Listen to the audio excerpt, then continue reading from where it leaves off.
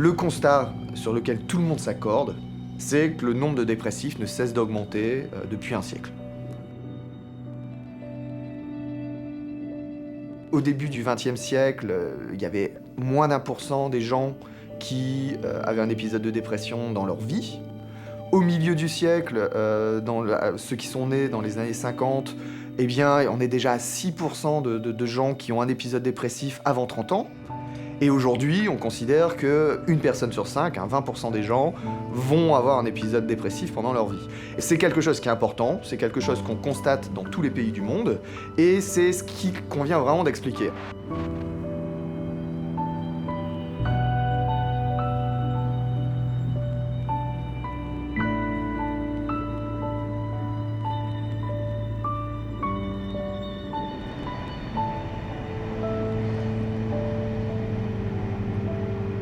La dépression est omniprésente. À la une des journaux, régulièrement à la radio, nous entendons ce même constat. On pourrait attraper la dépression comme une simple grippe au cours d'un hiver. Ce terme médical, autrefois réservé aux malades des hôpitaux psychiatriques, s'est imposé à tous en à peine 50 ans. Désormais, on parle même d'une épidémie mondiale.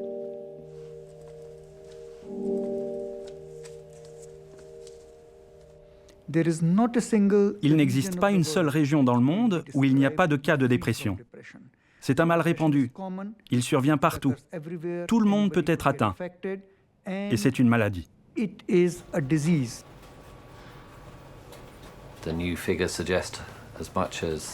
nouvelles données indiquent que 350 à 400 millions de personnes dans le monde en sont atteintes. Et il ne s'agit pas de sentiments habituels de tristesse, de détresse ou de déprime qu'on a tous de temps en temps dans notre vie quotidienne. C'est quelque chose de bien plus grave et sérieux que cela. C'est un trouble clinique, pas une humeur passagère.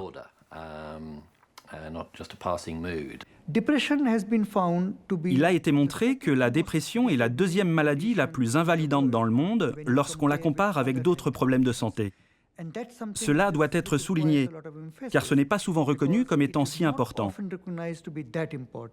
Il faut, je pense, que les gens comprennent que la dépression est là, qu'elle peut créer des handicaps, mais surtout qu'elle peut être diagnostiquée et soignée. C'est ça le message.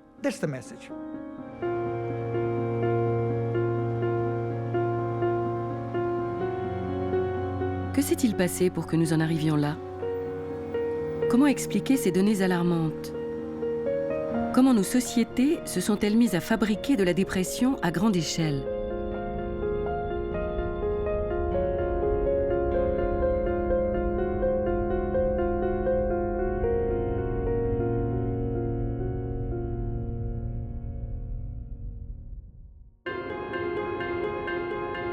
Un des pays les plus récemment touchés par la hausse spectaculaire des cas de dépression est le Japon.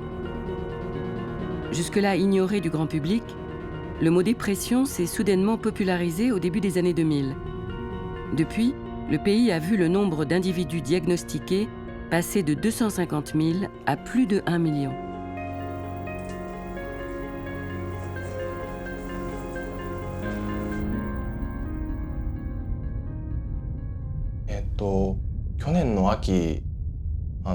仕事が急に忙しくなりまして、ほとんど休みもなく毎日働いていまして、そういう多忙な状況の中、やっぱり体は疲れているのに眠れないという状況が何日も続きまして、っていうのが原因かなと思います。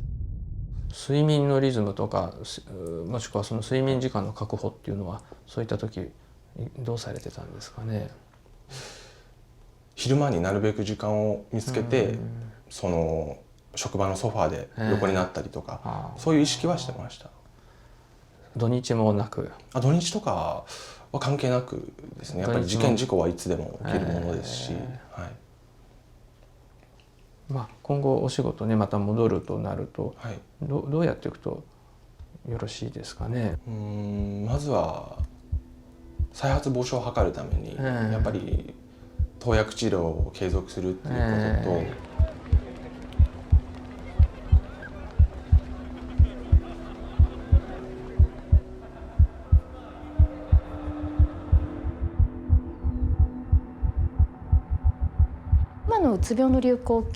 Quand je vois la façon dont la dépression s'est propagée aujourd'hui, je me souviens qu'en 1997, aux États-Unis, où j'étudiais la dépression, tout le monde en parlait, prenait du Prozac, alors qu'au Japon, personne ne l'évoquait. En revanche, à partir de 1998, le taux de suicide a atteint un niveau record qui s'est maintenu pendant 13 ans. Et on a alors commencé à se demander si la dépression n'était pas une des principales causes des suicides.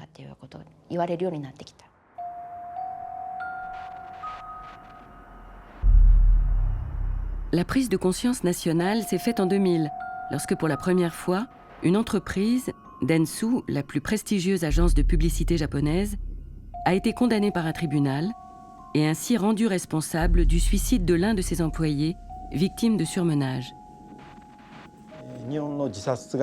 Le nombre de suicides avait dépassé 30 000 personnes par an. C'est la raison pour laquelle ce jugement de l'affaire Dentsu n'a pas laissé les Japonais indifférents.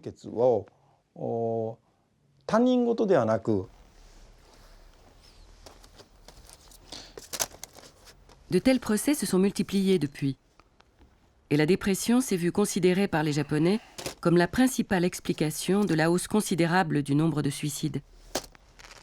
Un lien de causalité s'est ainsi imposé entre surmenage, dépression et suicide.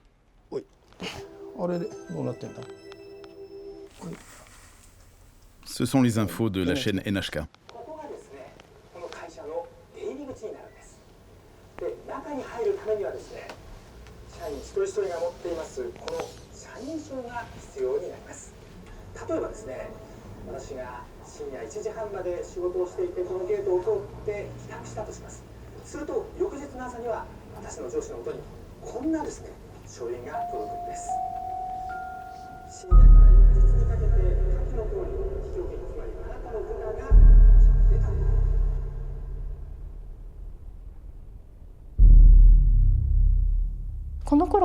Ainsi, depuis cette époque, la dépression a commencé à être connue progressivement au Japon. Et puis, sous l'effet conjoint des campagnes de prévention du suicide et des publicités sur les antidépresseurs qui ont fait leur apparition dès 1999, c'est devenu soudain une maladie connue du grand public. Le gouvernement et les entreprises ont fait des efforts. Mais rien n'a changé au niveau des horaires de travail pendant ces 10 dernières années.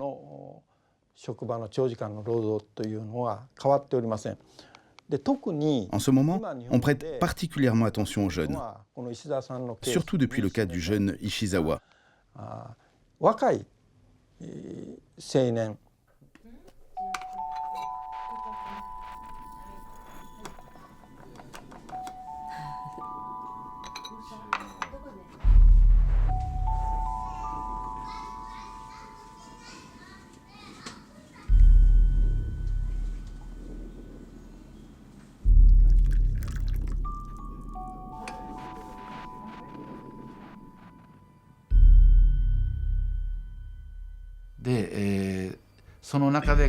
Mon fils était un jeune homme drôle et gai.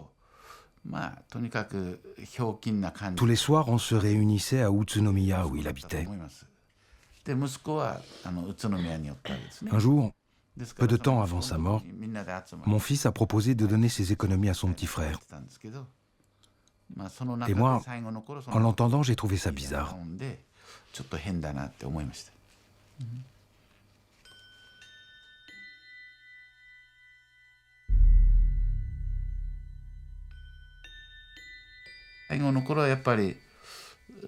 À la fin, il disait qu'il était un incapable.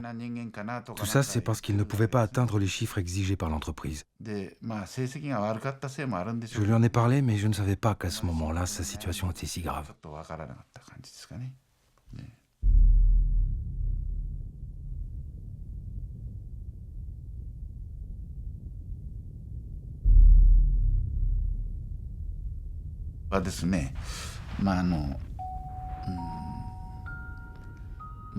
Lors des funérailles de mon fils, le chef de l'entreprise est venu s'incliner devant son corps pour présenter ses condoléances. Aussitôt après, son secrétaire lui a dit « Chef, c'est l'heure de partir ». Il avait un autre rendez-vous. Son attitude m'a profondément déçu. C'est à ce moment-là que j'ai décidé de connaître la vérité. Au cours de sa vie, il n'avait jamais consulté de médecin psychiatre. Durant mon enquête, j'ai rassemblé les témoignages de ses proches. Tous ces éléments m'ont permis de conclure qu'il s'était suicidé à cause des troubles mentaux survenus suite à son surmenage.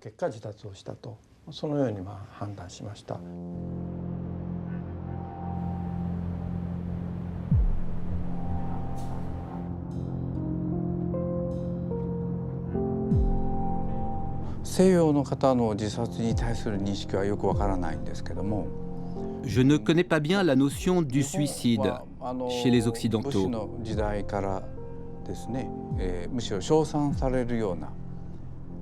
Mais au Japon, au temps des samouraïs, c'était plutôt un acte honorable dans notre culture.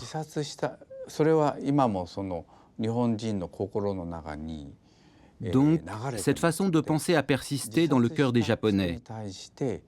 Nous ne jugeons pas forcément ceux qui se suicident comme des gens faibles ou cédant à une maladie.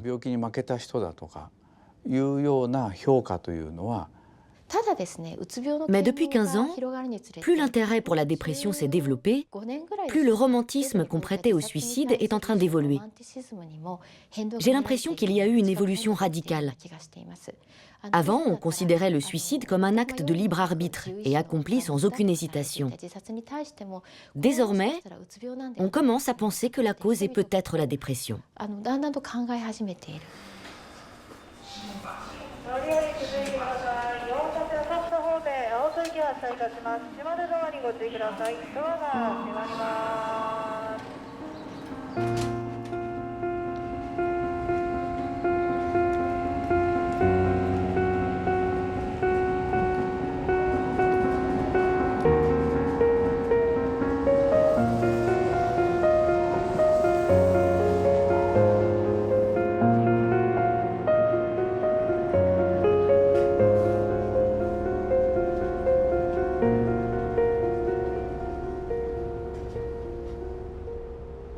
Les Japonais ne sont pas les seuls à faire face à une forte augmentation du nombre de personnes dépressives.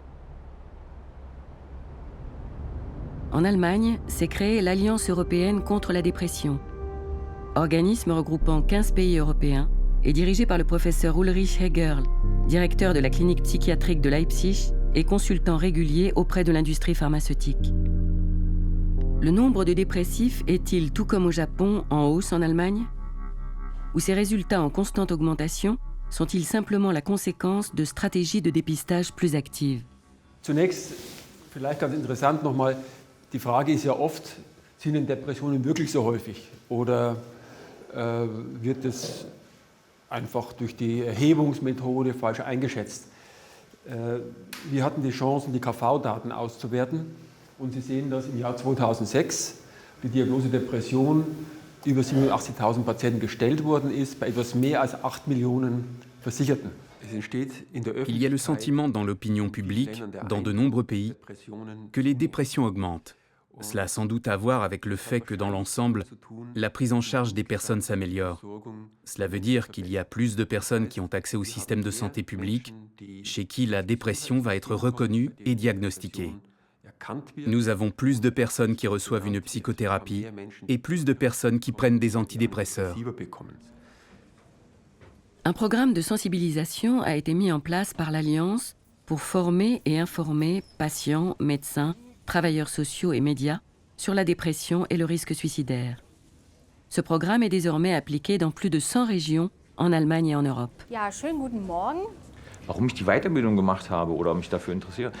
Pourquoi je fais cette formation ou pourquoi je m'y intéresse? D'abord parce que c'est notre domaine dans le travail. Nous travaillons beaucoup avec des dépressifs. Et personnellement, j'ai aussi un intérêt pour le sujet. Et le fait qu'on ne doive pas tout repérer soi-même, mais que l'on puisse partager certaines choses en équipe, dans des réunions comme celle-ci, lors de cette formation, c'est exactement la raison pour laquelle je fais ça, pour laquelle nous faisons ça avec l'association. Eine andere erschreckende Zahl, warum es ein Bündnis geben muss, ist es ein Anstieg über 100% bei den jungen Erwachsenen. Man sieht die Frauen sogar noch ein bisschen früher. Das kann auch damit zusammenhängen, dass die Männer vielleicht später zum Arzt gehen. Es ist auch nicht immer gesagt, dass...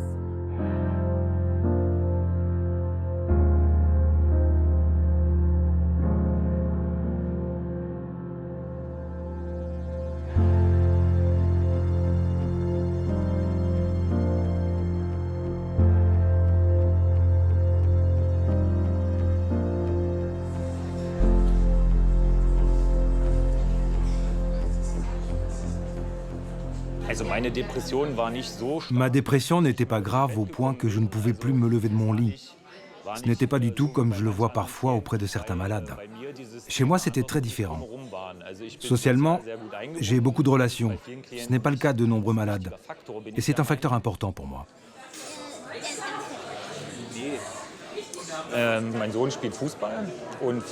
Mon fils joue au football. Et il y a 2 ou 3 ans, le gardien de but du club d'Hanovre, Robert Enke, s'est suicidé. Dépression. Il s'est jeté sous un train. Mon fils en a entendu parler. C'était même dans les journaux pour enfants. Et puis c'était un gardien de but qu'il avait vu jouer. Mon fils sait. Dépression. Il a entendu que je souffrais de dépression. Alors évidemment, ça s'emballe. Il se fait du souci. Il est anxieux. Il demande toujours « Ouais papa, que fait-il maintenant ?» On a été très ouverts avec les enfants. Ils ont vécu tout ça, ils ont compris. Nous avons toujours été francs avec eux. Et mon fils est toujours un peu soucieux, mais il est devenu plus calme. Je trouve ça très important d'impliquer l'entourage.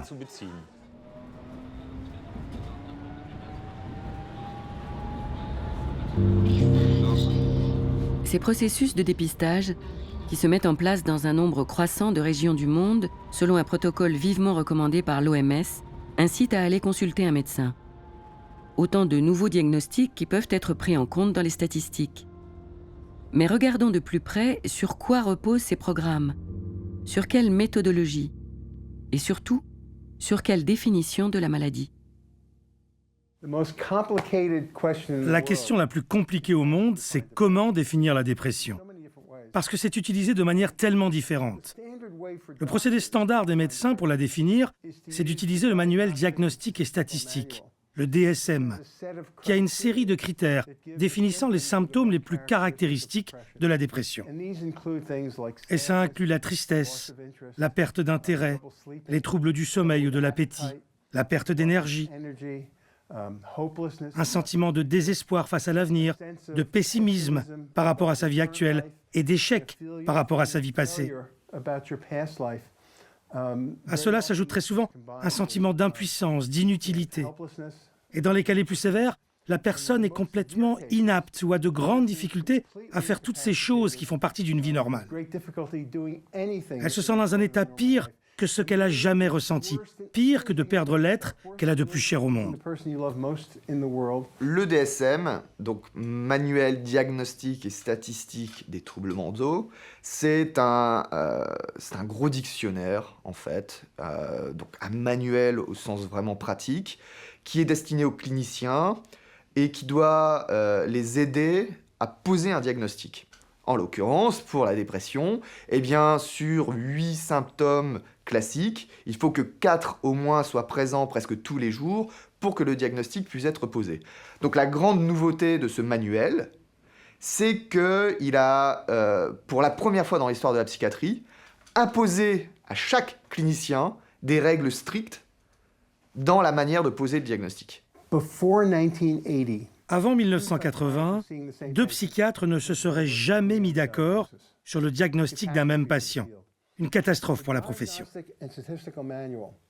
Le DSM était un effort pour que les cliniciens travaillent tous à partir des mêmes critères. Et ça a conduit à une réelle augmentation de la fiabilité des diagnostics. La grande nouveauté du DSM, qui va avoir des effets considérables dans la culture, c'est que les patients n'ont plus besoin d'une certaine manière du psychiatre pour savoir de quoi ils souffrent. Il suffit qu'eux-mêmes consultent le DSM, soit dans une bibliothèque, soit aujourd'hui sur Internet. Chacun peut très facilement trouver quels sont les signes de la dépression en tapant sur Internet dépression, définition du DSM, et chacun va obtenir très facilement la liste. Le problème commence lorsque la psychiatrie saisit l'opportunité d'aider plus de personnes et quitte l'asile pour s'adresser à la population tout entière.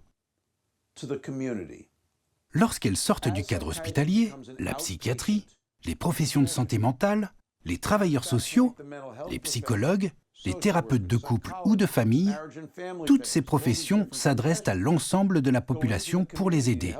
Et on a tout d'un coup un nouveau problème qu'on n'avait pas avant.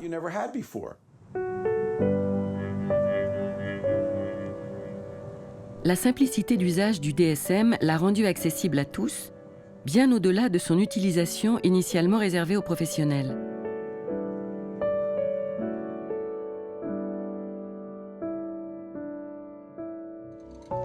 On trouve aujourd'hui des structures proposant du prêt à diagnostiquer qui se présente sous la forme de simples questionnaires.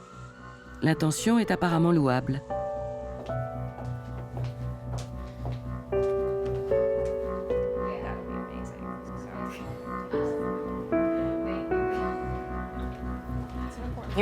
Vous voyez un aperçu de ce à quoi notre nouveau programme en ligne va ressembler. C'est super excitant. On est vraiment emballés. Ça sera rapide, ça ne va pas prendre 2 heures, ça va prendre 2 minutes. C'est parti.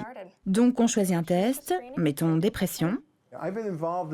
Ça fait 35 ans que je travaille sur le DSM d'une manière ou d'une autre. J'ai commencé comme participant pour le DSM 3. J'ai été l'un des chefs du développement de la version révisée en 87, puis le patron du groupe de travail pour le DSM 4 en 94. Et j'ai été très critique du dernier en date, le DSM 5, ces 4 dernières années. Nous avons fait une grosse erreur dans le DSM 3. Nous avons mélangé les dépressions les plus sévères, qu'on appelle les dépressions mélancoliques, pour lesquelles il y a un énorme bouleversement de l'humeur, une grande agitation, une léthargie, une incapacité à fonctionner, souvent des délires. Nous avons mélangé ces problèmes très graves avec des problèmes bien plus mineurs. On pensait qu'on s'en sortirait parce qu'il y avait des sous-classements et des indices de gravité. Mais dans l'esprit des gens, tout s'est emmêlé.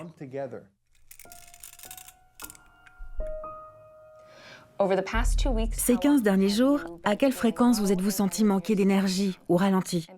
Et les gens commencent à répondre à ces questions. Ces 15 derniers jours, à quelle fréquence vous êtes-vous senti coupable de quelque chose?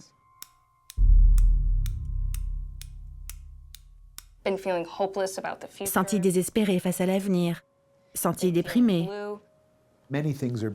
On mélange beaucoup de choses ici, en particulier des problèmes qui sont plutôt de l'ordre de la démoralisation, qui peuvent être très durs à vivre, mais qui sont avant tout sociaux. Ça, c'est le premier problème. L'autre problème, on l'a déjà évoqué, c'est l'idée que le mot dépression devient une manière de désigner le désarroi en général, d'exprimer les difficultés et malaises de tous les jours. Ça aussi, c'est mélangé. On appelle donc dépression des problèmes mineurs, des problèmes plus sérieux qui ne relèvent pourtant pas de la dépression, ainsi que des problèmes plus fondamentaux, qu'on retrouve à mon avis dans le monde entier, qui font partie de la vulnérabilité humaine, et là, qu'on peut appeler dépression.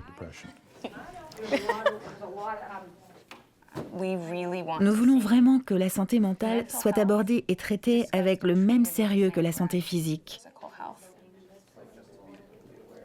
C'est notre but, c'est notre vision, celle d'un monde dans lequel ça arrive.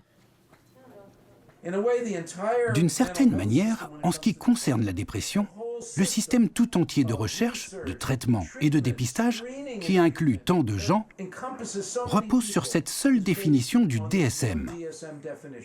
Et quand on a élargi cette définition, peut-être avec les meilleures intentions, on a créé tout un système qui est lié aux fabricants de médicaments, aux questions de santé publique, à toutes ces statistiques, de telle manière que s'est opérée une redistribution des pouvoirs qui paraît maintenant tout à fait légitime.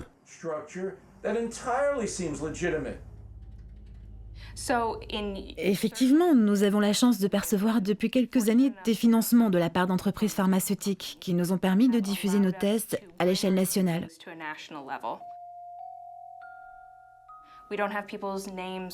Leur nom n'est pas écrit partout, on ne l'a pas placardé. Nous avons plutôt pour habitude de travailler avec la branche caritative des entreprises pharmaceutiques quand nous travaillons avec elles. Mais nous avons à cœur de continuer à proposer ce service. Nous savons que les tests fonctionnent et qu'ils guident les gens vers des traitements appropriés. Et ce n'est pas la peine qu'ils soient tamponnés du nom d'une entreprise pharmaceutique. Il y a des avantages et des inconvénients, mais ça nous a permis de diffuser ces produits au niveau national. Les fabricants de médicaments ont compris que le meilleur moyen de vendre des pilules, c'est de vendre des maladies, de les promouvoir. Donc, ils ont diffusé le message que la dépression était un état très répandu et ignoré. Et ils ont convaincu les gens qu'au lieu de problèmes de la vie quotidienne, ils avaient une dépression clinique et qu'ils avaient besoin d'un traitement psychiatrique. Where does depression hurt? Everywhere. Who does depression hurt? Everyone. Did you know that depression hurts emotionally and physically? Not everyone looks at depression that way. Tell your doctor if your depression worsens or you have thoughts of suicide.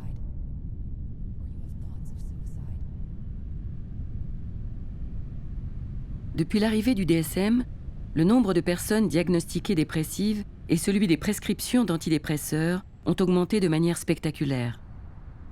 La consommation d'antidépresseurs a quasiment doublé dans les pays de l'OCDE entre 2000 et 2011, sans pour autant que l'on puisse affirmer que le nombre réel de personnes dépressives est augmenté dans la même proportion. Ne serions-nous pas en train de médicaliser la tristesse et le mal-être plus que nécessaire, au risque de créer de nouvelles souffrances ?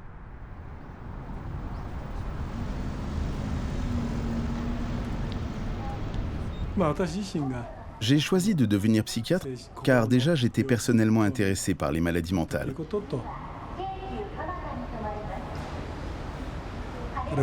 Quant à ma spécialisation dans le domaine de la dépression, elle vient tout d'abord du fait que cette maladie psychique est celle qui se guérit le mieux, normalement. Mais également parce que j'ai toujours eu un faible pour les personnes tristes, déprimées ou anxieuses. Cette clinique a ceci de particulier que nous recevons des patients qui ont été diagnostiqués dépressifs, non par eux-mêmes, mais par plusieurs médecins, et qui, malgré 5, 10, voire 20 ans de traitements médicaux, ne guérissent pas.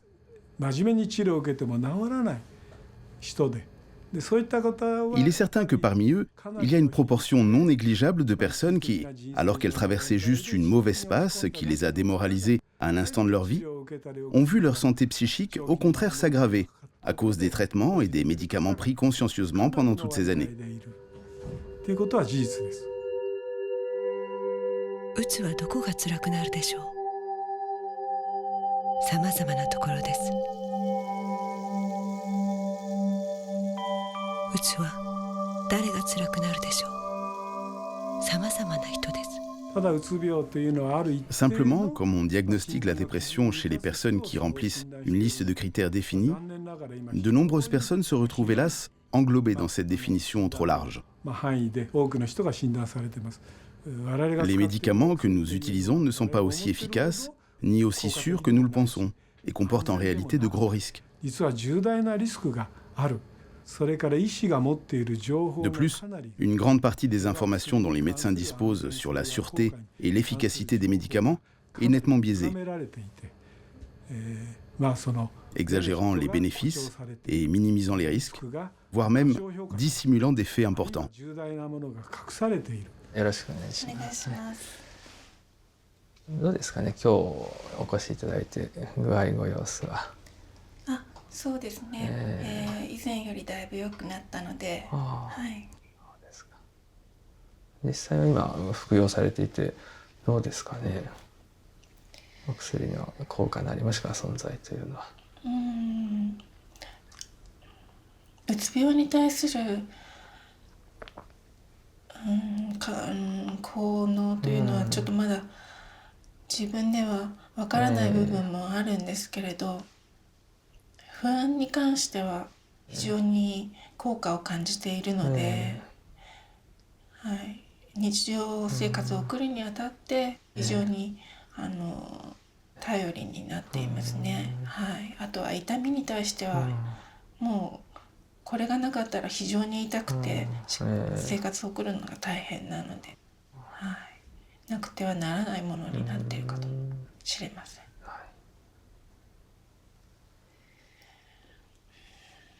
まあ、日常生活をもっと、普通のものに近づけたらなと思いますね。はい、外出ができたり、はい、家事ができたり、は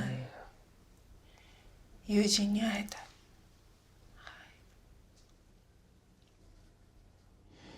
Je crois qu'il est probablement approprié d'utiliser des antidépresseurs pour les patients souffrant de dépression grave, une maladie qui, selon moi, est du ressort de la psychiatrie. En revanche, je crois qu'on se trompe en pensant que toutes les personnes diagnostiquées dépressives par le DSM-5 ont besoin d'antidépresseurs. L'OMS et l'Institut national de santé mentale américain ont un intérêt particulier à ce que les maladies mentales soient très communes et causent de nombreux handicaps, car c'est comme ça que leurs budgets sont définis. Plus les maladies mentales causent des déficiences, plus elles sont fréquentes, et plus ils recevront d'argent pour pouvoir les étudier. Alors, je suis tout à fait en faveur de ça. Je trouve qu'il y a bien trop peu de financement dans la recherche et le traitement des gens qui sont atteints de maladies mentales. Mais je pense que les chiffres sont très exagérés. Il faut voir que pour l'OMS, cette notion de maladie invalidante est une sorte d'outil marketing. On est face à un véritable système de promotion de la maladie.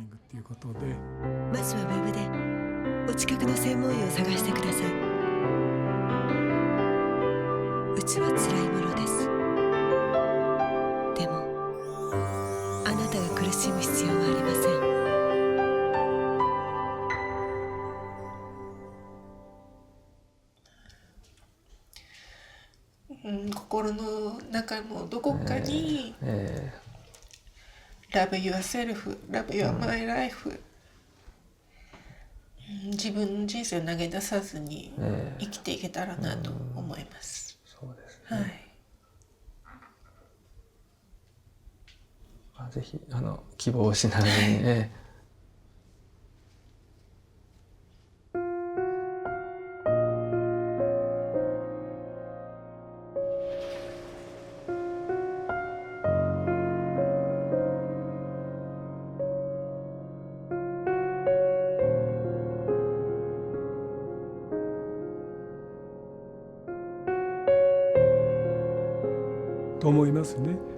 On a tendance à penser que les dépistages et les traitements précoces sont de bonnes choses. Mais le problème, c'est que de plus en plus de gens qui, en réalité, n'en auraient pas besoin, reçoivent des traitements excessifs, entrent dans une dépendance et aggravent au contraire leur maladie. Je me demande ces derniers temps si nous tous, les psychiatres, nous ne devrions pas mieux cibler nos interlocuteurs, afin d'apporter de l'aide uniquement à ceux qui en ont vraiment besoin, sans pour autant impliquer la société tout entière. Les pathologies mentales sont largement sorties du monde de la psychiatrie parce que ces questions-là aussi étaient auparavant des questions spécialisées de médecine et de psychiatrie et qui sont aujourd'hui devenues des questions, pas seulement la dépression, mais les questions de santé mentale d'une manière générale sont devenues des questions transversales à toute la société. Et on peut dire que la santé mentale, au fond, c'est une sorte d'attitude générale de nos sociétés à l'égard de l'infortune ou de l'adversité produite par des relations sociales. Et je dirais même que c'est l'attitude individualiste à l'égard de ce type d'infortune.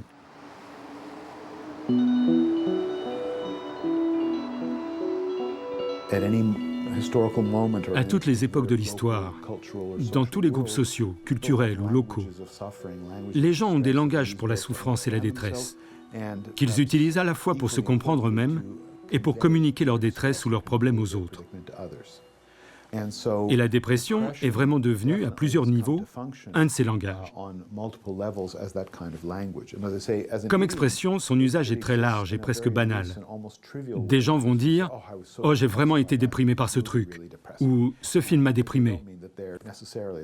Ça ne veut pas dire qu'ils sont dans des abîmes de souffrance, mais juste qu'ils se sentent un peu découragés, démoralisés ou rebutés par cet événement.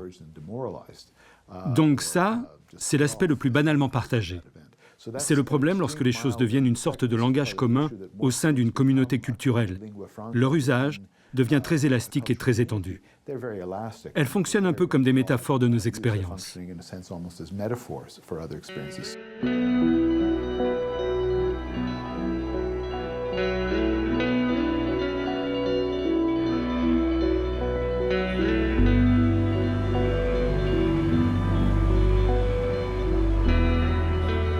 Le mot dépression, victime de son succès, a aujourd'hui largement dépassé la réalité de la pathologie. Une autre maladie a connu une certaine notoriété récemment, le syndrome bipolaire, autrefois connu sous le nom de maniaco-dépression. Il se retrouve de plus en plus souvent à la une des médias. Dans ses cours à l'Université de New York, l'anthropologue Emily Martin l'étudie comme une métaphore des valeurs de notre société contemporaine.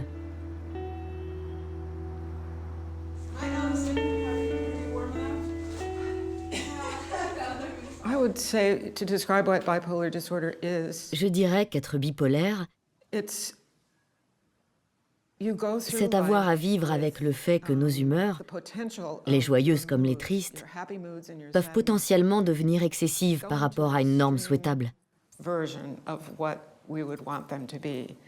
Les phases d'euphorie sont géniales. On adore ça. C'est vraiment la meilleure sensation du monde. Mais dans ces périodes-là, on a comme le pressentiment qu'avec une telle surcharge de courant, on risque de disjoncter. On sent qu'on est au bord du gouffre, mais c'est impossible de s'arrêter. Et on finit par s'effondrer. Les gens disent qu'il n'y a pas de mots pour le décrire. Et c'est aussi parce que lorsqu'on est dépressif, on perd le langage. On n'arrive plus à formuler ses pensées. On n'est plus capable de s'exprimer. On est totalement terrassé par la souffrance. Hi Will, welcome. Give you a chance to warm up. Very cold. I think there's a lot of fantasy. Je pense qu'il y a beaucoup de fantasmes autour du trouble de la manie. Ça a été adopté par la presse très largement comme une bonne caractéristique, un bon moyen de décrire les hommes ayant très bien réussi. De ce point de vue, la dépression est logiquement devenue le pendant du manque de productivité. Ce n'est peut-être pas l'expérience réelle de la dépression dont il s'agit, mais c'est un jumelage culturel entre très haute productivité et productivité faible, voire inexistante. En étudiant sa propre maladie d'un point de vue anthropologique, Emily Martin a mis en lumière comment la part maniaque, la part euphorique du syndrome bipolaire est valorisée dans notre société, et comment incidemment la part dépressive est associée à l'inefficacité et au manque de productivité. This is a public health poster from the 1970s which shows these plaster mannequins are the people who are depressed, and the ones that look like ordinary people are the non-depressed. And so we're supposed to attend to depression as a public health problem in order to improve people's productivity in the workplace, which is only one way that depression could be understood. What does it mean when you... Qu'est-ce que ça veut dire quand vous calculez le coût de la dépression pour la nation? Ça doit vouloir dire les gens ne viennent pas travailler. Comment sinon on pourrait calculer le coût pour la nation? Lorsqu'une société traverse une crise, surtout une crise économique, les gens ont besoin de plus de soins de santé mentale, et non l'inverse. Cela profitera à la communauté et au pays à long terme. Car en préservant la santé mentale des gens, on les encourage à aller mieux, ils deviendront des membres productifs de la vie de leur pays, et ils vont générer de l'argent.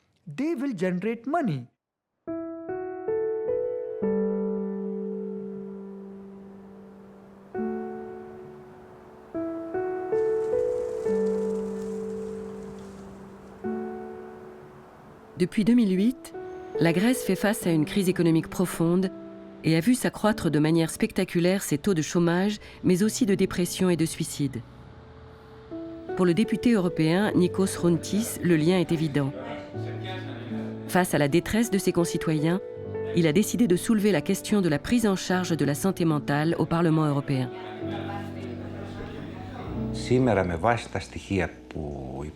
Actuellement, selon les statistiques officielles, nous avons un suicide toutes les 18 heures en Grèce et une tentative de suicide toutes les 45 minutes. Vraisemblablement, les chiffres réels sont bien plus élevés, car l'Église orthodoxe condamne le suicide. C'est pourquoi ils ne sont pas déclarés comme tels. Et je le répète, c'est la crise qui est principalement à l'origine de cette situation. Et donc le chômage, l'indigence et la misère qui se sont accrues et qui ont engendré des phénomènes de dépression tels qu'ils conduisent au suicide.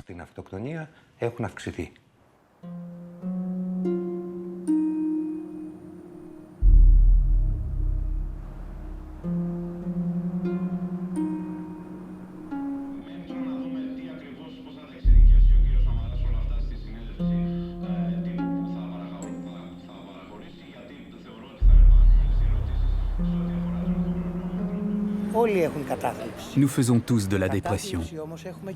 Dépressifs, nous le sommes tous. Moi-même, je le suis. J'exerce un métier qui n'est pas le mien, que je ne connaissais pas. J'avais un autre métier. Je dirigeais une importante manufacture de confection de vêtements. Et arrivé en fin de carrière, pour survivre, j'ai dû changer de métier à cause de la crise et de ses conséquences. Personnellement, j'ai trouvé le courage de me battre. Je ne sais pas pour combien de temps, mais je l'ai trouvé. D'autres n'ont pas cette force.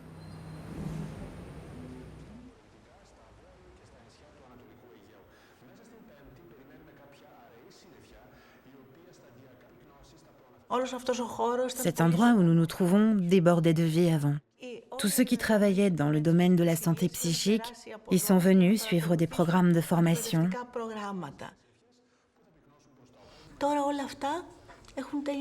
Maintenant, tout ça est fini. Au-delà des chiffres, des nombres et des statistiques, je peux dire que ce que nous vivons au quotidien chez nous, dans notre famille, dans notre métier, a changé et a pris une coloration grisâtre. Personnellement, je le constate en premier lieu dans mon travail, avec mes patients dont la plupart manifestent des symptômes de dépression.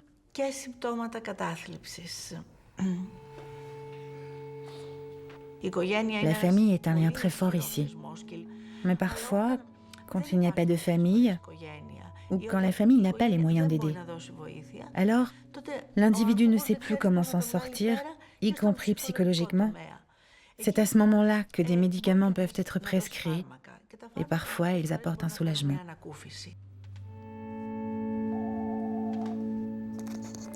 Γραμμή βοήθειας για την κατάθλιψη, παρακαλώ. Θέλω να μιλήσω λίγο σε κάποιον, θα μπορούσα να μιλήσω σε εσάς. Ναι, πείτε μου. Δεν ξέρω τώρα πού να αρχίσω. Έχω έντονα προβλήματα αϊπνίας εδώ και αρκετούς μήνες. Δεν κοιμάμαι. Κοιμάμαι μετά τη μέρα για αρκετές ώρες. Δεν έχω ρίξει για τίποτα. Είμαι ένα άδειο σακί. Αν το αφήσεις κάτω θα πέσει. Θέλω να σας πω, είμαι σε μια πολύ άσχημη κατάσταση. κατάσταση. Υπάρχουν κλάματα, δεν υπάρχει πυκνία για τίποτα. Εδώ και αρκετούς μήνες είμαι άνεργος. Γενικώς δεν μου έχει βγει τίποτα. Lorsque les conditions économiques créent le désespoir, la honte, le sentiment de ne pas pouvoir subvenir aux besoins de sa famille, qu'elle fragilise de manière intolérable l'image de soi, qu'elle crée le sentiment que rien n'ira jamais mieux, il y aura forcément des gens qui envisageront le suicide. Ça ne relève pas d'une maladie en soi, ça n'est certainement pas un trouble dépressif. Ce qu'une culture nous offre en termes d'espoir, de fierté, de capacité à faire le minimum qui nous paraît nécessaire pour vivre dignement, tout cela a un impact sur les taux de suicide. Et en ce moment, en Grèce, il y a un tel désespoir que beaucoup de gens ont l'impression que c'est leur seule issue. Mais selon moi, conclure hâtivement que la plupart d'entre eux sont atteints de dépression clinique est sans fondement. C'est pas neutre, c'est pas innocent d'avoir une lecture médicalisante, psychiatrisante des effets d'une guerre qui se mène contre un peuple. Vous voyez, c'est-à-dire, je n'aurais pas supporté qu'on psychiatrise, qu'on psychologise notre lutte et résistance contre le fascisme. Il n'y a aucune raison pour psychologiser les effets de cette horreur macroéconomique. Et en tant que psy, notre responsabilité, c'est de ne pas psychologiser. C'est-à-dire, parce qu'on est psy, on est bien placé pour savoir qu'il ne faut pas psychologiser la vie. Il faut être particulièrement habile et avoir un certain sens politique pour être capable de dire « non, ce n'est pas que moi, c'est la situation ». Et je suis tout à fait prêt à dire que ça m'arrive parce que pour moi, ce n'est pas juste ma faiblesse personnelle qui est en jeu. À l'inverse, on préfère plutôt adopter ce langage psychologisant très courant parce qu'il se réfère à une expérience partagée. Il permet de ne pas sortir du lot, mais d'avoir un problème que tout le monde connaît. Au Québec, nous avons connu une épidémie de burn-out. Donc, c'était possible pour les gens de dire « je fais un burn-out ». Qu'est-ce que ça veut dire? Peut-être que c'est une dépression, mais ça veut dire aussi que ma situation professionnelle est très exigeante et pénible. Mais ce n'est toujours pas une manière très politique de se demander « attends, pourquoi j'ai un burn-out? Qu'est-ce qui coince dans ma situation professionnelle? Est-ce que le rythme est inhumain ?» Ce qui serait une manière tout aussi pertinente de décrire la situation. Mais on préfère toujours revenir à l'individu. On avance souvent que rejeter tout ça à un niveau individuel arrange bien le système économique. Comme ça, on peut dire « Ok, c'est toi. Maintenant, on a tout un panel de produits, d'activités et de services à te proposer pour que tu redeviennes un maillon fonctionnel d'un système plus large. » Et ce qui est inquiétant dans tout cela, c'est comment ça efface toute analyse plus approfondie et toute réponse à grande échelle.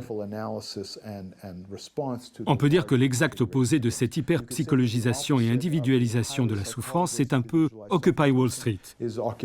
Des gens qui se retournent contre le système en disant « Attendez une minute, il y a des choses dans ce système qui sont profondément démoralisantes et aliénantes pour nous tous. On ne veut plus de ça, on veut que ça change. »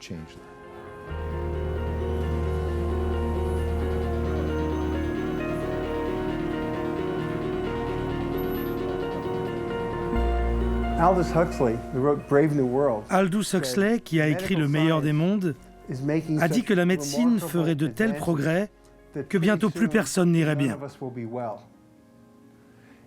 Il a introduit le concept du soma dans Le meilleur des mondes, l'idée que les gens tiennent le coup grâce à une pilule qui les rend heureux.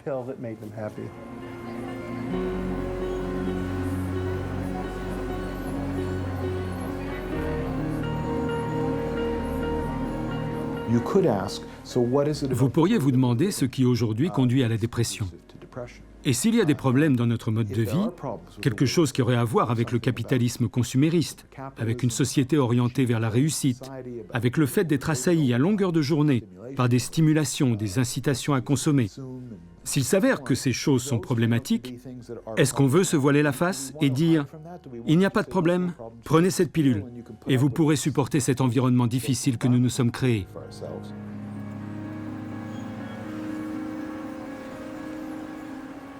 Ce sont les statistiques du gouvernement américain qui le disent.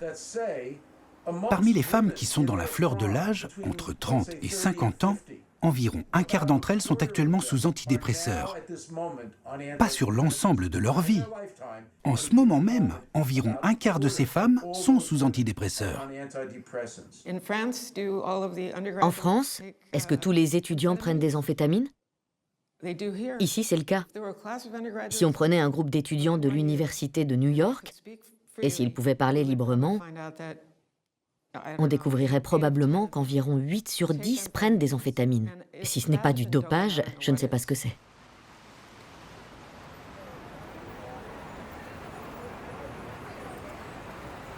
On n'a pas le droit d'être fatigué, on n'a jamais le droit d'être fatigué, et de moins en moins. Ce qui serait intéressant, c'est de voir comment la dépression, d'une certaine manière, essaie d'excuser socialement ce que la fatigue n'est pas capable de faire. L'un des grands droits qu'il faudrait conquérir, ce serait le droit d'être fatigué. Et le droit d'être triste. Et le droit d'être triste, qui va avec, effectivement.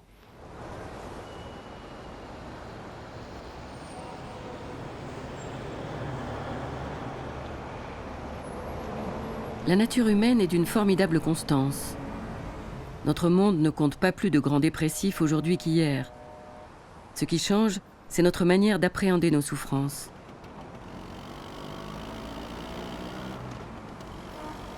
En exigeant de nous la performance, notre société nous interdit la tristesse, l'ennui, le spleen, le deuil, la latence, qu'elle médicalise à outrance. Mais sommes-nous vraiment obligés d'obéir, de souscrire à cette mythologie contemporaine? N'est-il pas temps d'en réinventer une autre?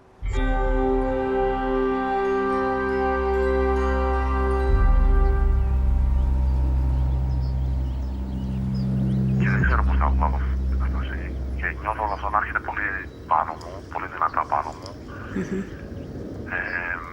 Και όλη αυτή η κατάσταση βλέπω ότι δεν μπορώ να την πίνω από το να πίνω, δεν μπορώ να ξεφύγω από το να ξενυχτάω.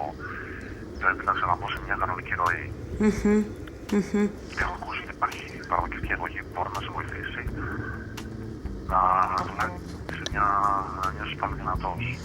Ναι, αυτό ισχύει. Μπορείτε να πάρετε δηλαδή κάποια φαρμακευτική αγωγή και όντως σιγά σιγά θα σας βοηθήσει να σταθείτε στα πόδια σας, θα ηρεμήσει λίγο αυτή η άσχημη διάθεση. Με τη σειρά του η άσχημη διάθεση θα βελτιώσει κανείς από τη σκέψη. From the ground, one sees only the ass end of clouds. Those bits of the blanket tucked under, flying, flying. One sees across